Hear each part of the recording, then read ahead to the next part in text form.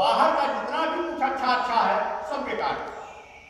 और इसी भाव को ध्यान में रख करके योग का यह प्राकट्य हुआ है कि हम शरीर से, मन से, और शरीर मन के अलावा भी एक आत्मा है।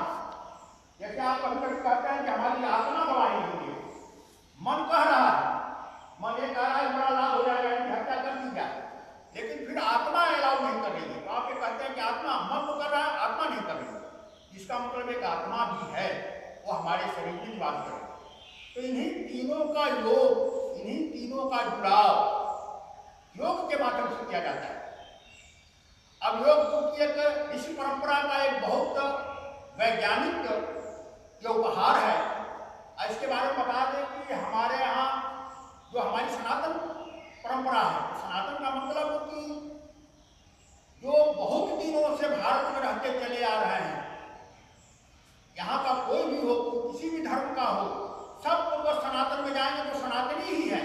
उनका रहन सहन, खान पान, आज भी देखें एक सामान्य रूप से आदमी जब बाहर निकलता है, घर के बाहर निकलता है, किसान ही क्यों न हो, बड़े लोग तो नहीं कर पा रहे हैं क्योंकि उनको तो सूरज दिखाई नहीं दे रहा है, मल्टीप्लेक्स के बिल्डिंग में है, 10 मंजिला पर है, उनको सूरज, चाँद, तारे नहीं दिखाई देते, आसमान भी नहीं दिखाई देता है, कमरे के अंदर पैक है। एक गाँव के आदमी को यह भेंट बहुत सुलभ है कि घर से बाहर निकलते सुबह उसको सूरज दिखता है, कई बार उसको प्रणाम करता है, क्योंकि ऐसा कहा जाता है कि सूरज की रश्मियों के साथ जो ऊर्जा है, प्राण है, वह सब मानव को प्राप्त होता है। तो कहने का तात्पर्य है कि जो सुबह सुबह का समय है वह योग के लिए सबसे अच्छा समय है।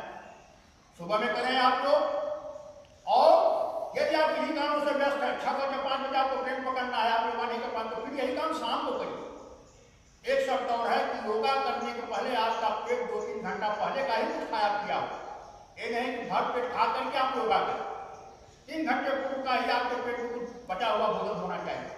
ये सब कुछ सामान्य नियम है। योग